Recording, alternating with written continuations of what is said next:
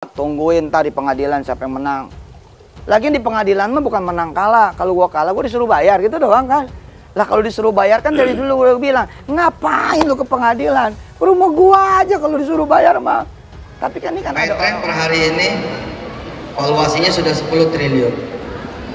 Amin, sudah. Alhamdulillah itu benar. Kalau alhamdulillah itu benar, amin gimana? Udah jadi Pak, amin. Perkara Bu Wilis ini harus membayar 4 miliar ya. Kalau Pak Haji ini kan 1 miliar, totalnya 5 miliar. Harusnya kecil lah Pak ya. 1,3 kecil. Katanya kan Pak Tren dijual lagu 4 triliun Pak. Iya. Kalau Yusuf Mansur kan pernah mengatakan bahwa nanti kalau ada putusan pengadilan yang memang memenangkan kan bayar itu. Iya betul. Ya biar masyarakat juga tahu ketika nanti endingnya bagaimana. Ketika nanti ini endingnya mudah-mudahan kami menang, dia mau bayar atau enggak. Oke, baik. Ketika Yusuf Mansur berkuar-kuar di media itu mengatakan selalu menang di pengadilan ya, bahkan pengekor-pengekornya, pengikutnya, pemujanya seperti Rofi Muklis itu ya, Gus Rofi itu ya, mengatakan Pak J ini tukang fitnah dan mengatakan Yusuf Mansur itu di mana-mana, di pengadilan mana-mana itu Yusuf Mansur menang gitu ya. Faktanya kan dua pengadilan di tingkat pengadilan ya Pak ya, di tingkat pengadilan negeri itu sudah dimenangkan gitu. Justifikasi, dan perlu Anda ketahui bahwa Ustadz Yusuf Mansur itu di pengadilan menang semua. Apa yang Anda lakukan selama ini ternyata itu hanya adalah pepesan kosong, omong kosong.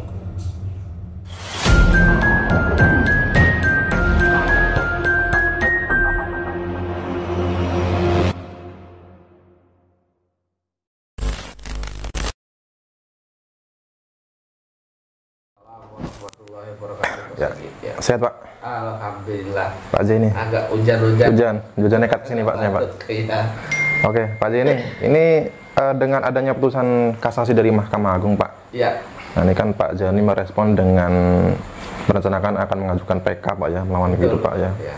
Nah ini netizen banyak yang bertanya-tanya Pak, nih sampai sekarang kok belum ada kabar ini Pak. Ya. Jadi gini, keterlambatan bukan keterlambatan ya, waktunya masih dalam waktu ya.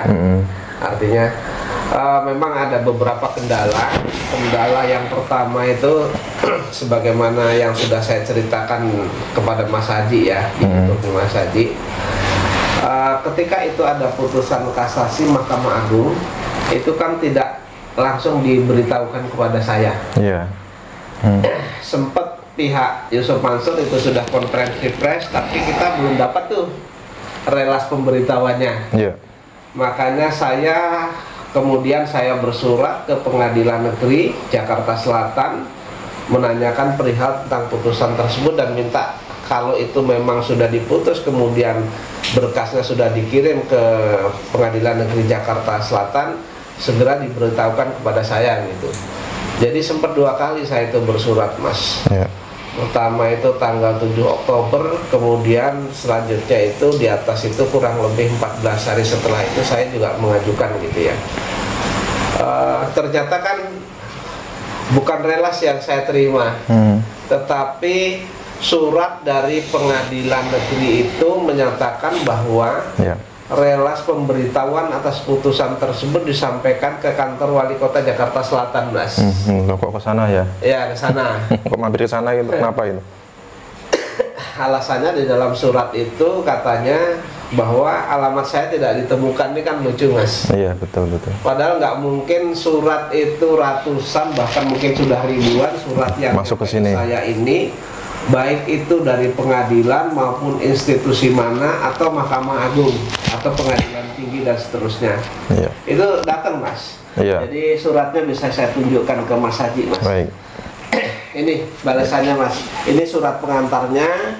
Kemudian suratnya itu yang ini Mas. Ini jadi relasnya Pak ya? Iya. Enggak, ini bukan relasnya. Jadi alasannya alamat saya sesuai dengan keterangan dari kantor pos bahwa alamat saya tidak ditemukan, maka pengadilan mengambil inisiatif menyampaikan relas pemberitahuan isi putusan tersebut melalui Wali Kota Jakarta Selatan karena daerahnya pengadilan kan sana. ini menurut saya aneh bin ajaib kalau tidak ditemukan, Mas. Iya, betul. Karena kan nggak mungkin. Ini satu ya, perumahan ini dikenal. Terus kemudian kalau mereka tidak tahu ke sini, mereka tanya saja ke security di depan itu pasti dicegat security, kemudian ditanya mau kemana. Kalau mereka tidak tahu alamat saya itu biasanya diantar oleh security begitu ya. Iya. Dan katakanlah dia tidak mempergunakan security untuk mengantar ke sini, tanya tetangga saya kanan kiri ini kan udah tahu karena saya udah 20 tahun di sini dikenal gitu. Betul. Hampir satu klaster ini kenal saya lah gitu. Iya. Ya, itu yang kelucuan di sana. Oleh karena itu saya kemarin karena saya tidak menerima relasnya, kemudian saya kemarin itu mendatangi. Jadi kalau tanggal 26 kemarin, kalau hari ini kan tanggal 27, tanggal 26 kemarin hari Rabu, saya mendatangi Pengadilan Negeri Jakarta Selatan. Intinya saya akan mengajukan PK gitu. Cuman syarat mengajukan PK itu kan harus ada relas, ya kan? Iya. Nah, sementara relasnya berada di Wali Kota Jakarta Selatan.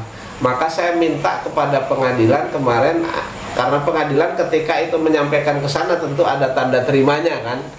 Nah, saya minta itu, cuman pengadilan menjawab bahwa karena relasnya sudah dikirim ke Jakarta, Wali Kota Jakarta Selatan, diminta saja ke sana. Nanti kalau di sana nggak dapat, baru nanti dia mau mengeluarkan begitu.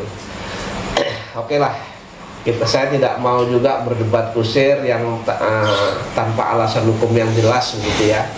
Akhirnya saya tadi mendatangi kantor Wali Kota Jakarta Selatan, kemudian saya ke bagian hukum, kemudian menyampaikan surat.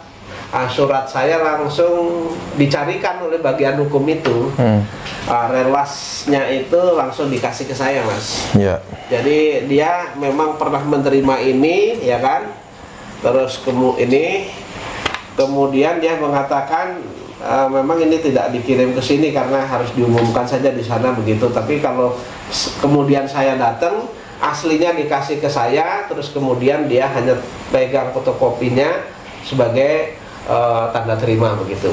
Nah, karena ini relas sudah saya dapat, kemudian memori juga sudah saya buat hampir final, kemudian permohonan untuk mengajukan sumpah nopum juga sudah saya buat. Mudah-mudahan di minggu pertama bulan Maret ini kita ajukan, Mas. Ya, baik. Ya, dan baik. Itu masih dalam tenggang waktu, baik berdasarkan tenggang waktu berdasarkan nopum maupun tenggang waktu berdasarkan adanya suatu kehilapan atau kesalahan dari majelis hakim dalam menerapkan hukum gitu, Mas. Ya. Jadi intinya Pak Zeni sudah mendapatkan relasnya dan itu pun harus menjemput sendiri ke kantor wali kota ya. Karena sempat ke kantor wali kota. Ya, mampir ke sana dulu nih relasnya nih. Karena ya aneh begitu ya. Karena memang alamat Pak Zeni sudah jelas. Jalannya jalan apa, blok berapa, nomor rumah Pak Zeni juga sudah jelas gitu Pak ya. Ini kok alasannya nggak nyampe gitu kan ya. Lucu gitu. Jadi menurut saya lucu yang dibuat-buat lah. Iya, ada apa? Ada apa pasti ada apa-apa kan. Iya betul ya. Jadi terkesan ini ada unsur kesengajaan gitu Pak, diperlambat ya? Iya, saya kira ada unsur kesengajaan. Iya. Jadi makanya saya bilang tadi ada apa dan pasti ada apa-apanya gitu. Iya. Nah, ini relas sudah didapat dan Pak Zeni merencanakan akan mengajukan PK awal bulan Maret. Ya. Baik, kita kawal bersama Pak ya. Nah, ini persiapannya nanti bagaimana nih Pak? Jadi persiapannya yang pertama nanti saya ada dua yang saya sampaikan. Satu mengajukan permohonan, kemudian menyerahkan memori PK-nya, ya. Kemudian yang kedua mengajukan nopum baru sebagai alat bukti ya dalam PK tersebut. Agar dilakukan sumpah terhadap saya. Oke, ya. Sumpah ini maksudnya mekanisme bagaimana Pak? Sumpah. Jadi alat bukti yang saya ajukan ini kan belum pernah diajukan pada sidang di pengadilan negeri. Kalau pengadilan tinggi kan nggak boleh mengajukan alat bukti lagi, kemudian kasasi Mahkamah Agung juga tidak boleh, tetapi bisa diajukan di PK. peninjauan kembali. Nah, ini saya ajukan karena novum itu menurut saya ketika itu novum saya ajukan, maka pertimbangan hukum yang dibuat oleh majelis hakim itu berkaitan dengan salah satu tergugat itu tidak mempunyai kewenangan untuk tidak mempunyai kekuatan untuk mempertimbangkan dalil-dalilnya. Iya, tidak punya legal standing gitu Pak ya. Iya. Ya. Iya. Jadi itu nanti yang akan menjadi novum baru atau alat bukti baru begitu? Ada yang akan jadi ada surat dari Menteri Koperasi yang pertamanya keteringsut kemarin kebetulan buka-buka lagi ketemu kan begitu. Iya. Dan itu yang akan saya ajukan begitu. Dan itu pun Pak Jani sudah cukup kuat untuk kuat memenangkan kembali. Karena itu kan bukti otentik yang dibuat oleh pejabat yang berwenang. Artinya yang membuat itu pejabat yang berwenang. Baik. Oke. Sekelas menteri ini. Iya. Jadi ini pihak Yusuf Mansur jangan senang dulu ya. Ini dikiranya udah lama tidak ada perlawanan gitu ya. Yusuf Mansur mengira sudah tidak perlawanan dan ingkrah gitu ya. Dan ternyata Pak Jani juga terus melawan dan mengajukan PK awal bulan Maret, dan kita doakan bersama-sama teman-teman ya, semoga nanti hasilnya sesuai yang kita harapkan dan tetap dimenangkan Pak Zaini. Ya, jadi batas waktu mengajukan PK kalau berdasarkan alasan kekhilafan itu kan jatuh temponya kalau ini diberitahukan pada tanggal 16 Oktober maka 180 hari ke depan. Itu jatuhnya masih nanti di bulan Maret, bulan April Mas. 16 April baru habis. Tetapi di bulan Maret ini insya Allah sudah saya ajukan. Upaya PK ini adalah upaya hukum yang bisa dilakukan terakhir Pak ya, upaya terakhir gitu ya. Dalam urut-urutan perkara di Pengadilan Negeri kemarin yang terakhir. Tetapi kan putusan perkara saya itu putusan Pengadilan Tinggi, kemudian putusan kasasi Mahkamah Agung, itu kan tidak menyangkut materi pokok perkara, bukan ditolak, hanya tidak diterima. Betul. Dengan alasan yang berwenang mengadili perkara yang saya ajukan ini kan Pengadilan Agama. Jadi kalau nanti mentok di PK, tetap PK masih tetap Majelis Hakim peninjauan kembali masih berpendapat bahwa yang berhak mengajukan, yang berhak mengadili adalah Pengadilan Agama. Maka saya akan mengulangi gugatan yang sama di Pengadilan Agama. Jadi semakin panjang Mas. Memang semakin panjang. Perjuangan itu memang butuh waktu, butuh kekuatan tenaga, butuh kekuatan finansial lah begitu. Betul. Tapi kalau ini untuk amal ma'ruf nahi mungkar, saya kira insya Allah semua ada jalannya dan kita senang-senang saja, fine-fine saja menghadapinya Mas. Tetapi yang perlu dicatat, sesuai dengan alat bukti dan juga saksi-saksi yang sudah diperiksa di Pengadilan Negeri Jakarta Selatan gitu Pak ya.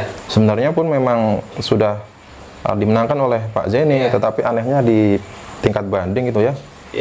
Ini malah mengabulkan memori banding dari pihak Yusuf Mansur gitu ya. Jadi alasan antara Pengadilan Tinggi sama putusan Pengadilan Tinggi sama putusan kasasi itu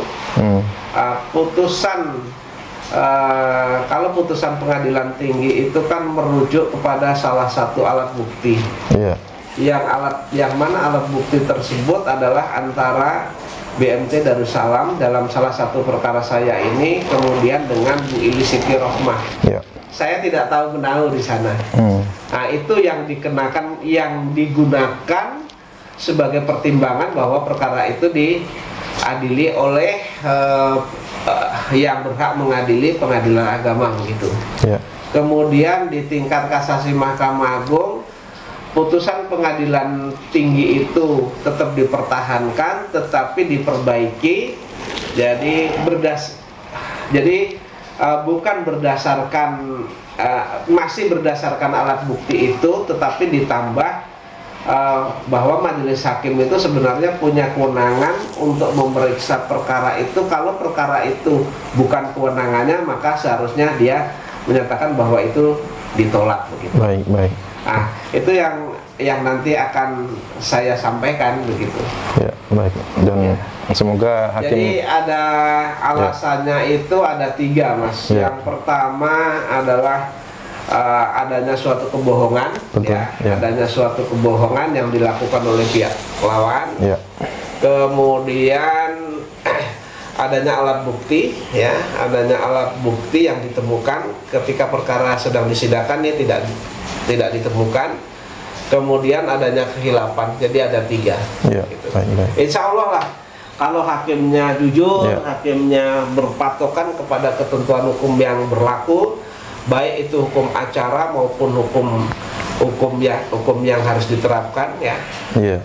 formil maupun material maupun formilnya, insya Allah diterima. Gitu. Iya. Semoga Tapi kalau saja. tidak, ya udah nggak apa-apa, kita fine aja jalani, ngajukan gugatan lagi di pengadilan agama. Iya, Pak. Baik, Pak. Toh Jadi, saya pribadi karena saya maju sendiri kan tidak harus bayar lawyer, Mas, hanya bayar sekum saja. iya. Jadi tidak masalah begitu. Ya, tapi waktu dan tenaga yang sudah dicurahkan sampai Iya. 2 tahun ini ya luar Nggak biasa. Ya. Artinya sebatas kita masih bisa memberikan edukasi, Ya. pendidikan terhadap masyarakat, kemudian biar juga masyarakat tahu apa yang terjadi selama ini di dalam bisnis batubara yang digagas oleh Yusuf Mansur itu. Iya, Masalah kita. baik. Dan ya memang niatnya sekaligus memperjuangkan hak Pak Z ini juga Mengedukasi. ini mengedukasi Iya. atau amar ma'ruf nahi munkar gitu ya. Betul, ya. Dan kita jangan ya kalah ya sama yang almarhum Ustadz Qolik ya. Beliau walaupun dalam kondisi sakit pun dulu sempat semangat ya. Ya. Setiap kali ada sidang di pengadilan beliau juga hadir gitu ya. Ya, jadi beliau ini almarhum Ustadz Qolik itu adalah sahabat saya dalam perjuangan ini. Kemudian beliau ini sebenarnya lebih banyak dirugikan gitu ya. Iya, betul. Nah, cuman beliau ngasih ya udah sesuai dengan strategi, maka dilakukan gugatan itu satu persatu. Kan tentu yang harus maju saya dulu. Iya. Karena kan harus memberi contoh dulu. Jangan saya mendorong orang lain tetapi tidak memberi contoh. Iya. Jangan saya mendorong orang bersedekah lalu saya tidak bersedekah. Betul. Iya kan? Saya mendorong untuk mengajukan gugatan, tapi saya mengajukan gugatan juga biar nggak dibilang jargoni, Mas. Iya, betul. Ya. Iya. Dan tentunya kebagian Ustadz Qolik menjadi ya semangat ya api perjuangan untuk Pak Zeni dan juga teman-teman Tapi lainnya. dengan adanya saya mengajukan gugatan, kemudian ada Bu Ilis, kemudian ada teman-teman yang lain kan nanti akan mengajukan gugatan. Baik. Cuma nunggu terakhir putusan saya bagaimana, terakhir putusannya Bu Ilis bagaimana. Iya, baik. Dan semoga nanti juga mendapatkan hakim yang adil, yang lurus gitu teman-teman ya. Karena memang mendapatkan keadilan yang seadil-adil. iya, memang karena memang ya bukan rasio umum lagi Pak ya. Memang ada ya oknum hakim yang menyimpang atau bisa membelokkan hukum seperti kasus Ronatan, kasus mungkin Harvey Muiz gitu Pak ya. Kan Ya, kita sudah tahu sendiri gitu ya. oknum lah artinya. Tapi tidak semua majelis hakim begitu, tetapi ada oknum yang memang sering membelok-belokkan hukum atau menerapkan hukum tidak sesuai dengan ketentuan. Itu kan karena Islam Nabi Muhammad sendiri dalam hadis pernah menjelaskan kan. Iya. Jadi ada 3 hakim, 2 masuk neraka, 1 masuk surga. Artinya cuma sepertiga hakim yang masuk surga itu gitu. Iya, oke. Yang dua bagian kan masuk neraka. Iya. Itu hadis. Iya, Saya Pak. hanya menyampaikan itu saja. Iya. Ya, semoga nanti Hanya mengutip hadis itu ya, saja. hakimnya hakim yang mencari surga gitu ya. Iya. Oke, berarti menarik ini Pak. Dalam kasus yang sama di investasi JPN Batubara dan masuk di tingkat pengadilan ini ada 2 perkara yang putusannya saling berlawanan ya. Iya. Di satu sisi ini perkara Bu Ilis ini tetap menganggap pengadilan negeri tetap berwenang ya menangani atau mengadili perkara ini, tetapi di perkara Pak Z ini mengatakan yang berwenang adalah pengadilan agama. Nah ini nanti akan saling jadi putusannya berlawanan. ya berlawanan gitu ya. Dan ya semoga saja di tingkat PK ini ya kembali di Pak Z, karena memang ketika Yusuf Mansur berkuar-kuar di media itu mengatakan selalu menang di pengadilan ya, bahkan pengikutnya, pemujanya seperti Rofi Imuklis itu ya, Gus Rofi itu ya, mengatakan Pak Z ini tukang fitnah dan mengatakan Yusuf Mansur itu di mana-mana, di pengadilan mana-mana itu Yusuf Mansur menang gitu ya. Faktanya kan dua pengadilan di tingkat pengadilan ya Pak ya, Iya. di tingkat pengadilan negeri itu sudah dimenangkan gitu. Ya. Artinya mudah-mudahan nanti punyanya Bu Ilis itu kan sudah di Pengadilan Negeri Bogor sudah menang, kemudian Pengadilan Tinggi Bandung juga sudah menang, mudah-mudahan di kasasi juga menang. Iya, baik. Pengadilan Tinggi Bandung ini yang Paitren Pak ya? Yang putus punya Bu Ilis kan? Oh, Karena Bogor Yusuf Mansur maksudnya. dan ya Pengadilan Negeri Bogor kan sudah menang. Iya. Terus kemudian Yusuf Mansur dan kawan-kawan kan Yusuf Mansur itu banding ke pengadilan tingginya kan berada di Bandung. Baik. Nah, Pengadilan Tinggi Bandung juga menguatkan putusan Pengadilan Negeri Bogor, artinya menang lagi. Oh, oke, iya. Dan itu kan Yusuf Mansur dan kawan-kawan itu dihukum untuk membayar 4 miliar 75 juta. Iya, betul. Itu hitungan dari kerugian pokok dan keuntungan yang dijanjikan. Iya. Kerugian material ya. Iya. Ya, perkara Bu Wilis ini harus membayar 4 miliar ya. Kalau Pak Haji ini kan 1 miliar, totalnya 5 miliar. Harusnya kecil lah Pak ya. 1,3 kecil. Katanya kan Pak Tren dijual laku 4 triliun Pak. Iya. Kalau Yusuf Mansur kan pernah mengatakan bahwa nanti kalau ada putusan pengadilan yang memang memenangkan kan bayar itu. Iya, betul. Ya biar masyarakat juga tahu ketika nanti endingnya bagaimana, ketika nanti ini endingnya mudah-mudahan kami menang, dia mau bayar atau enggak. Oke, baik. Baik Pak, mungkin ada pesan-pesan nih Pak kepada Yusuf Mansur dan BMT nih Pak, persiapan PK nanti Pak. Ya, jadi gini ya, pesan saya adalah karena ini kan di perkara JBN saja, di investasi JBN saja itu kan ada 250 orang yang tercatat ya. Betul. Kurang lebih 250 orang. Iya. Kemudian di investasi yang lainnya kan ada banyak gitu ya. Jadi menurut hemat saya para korban, kalau mereka merasa menjadi korbannya Yusuf Mansur dalam apa saja investasi apa saja, ya menurut hemat saya harus ditempuh upaya hukum. Baik. Ketika persuasif sudah tidak bisa, baik pidana maupun perdata. Oke, baik. Jadi kalau kita membiarkan suatu kejahatan ya, suatu kejahatan misalnya mereka buat investasi kayak gini terus akhirnya nggak ada pertanggungjawabannya, kan sama dengan kita membiarkan suatu kejahatan yang dilakukan oleh seseorang. Betul. Dan nanti akan timbul korban-korban berikutnya begitu. Iya, baik. Oke. Baik, terima kasih Pak Jeni.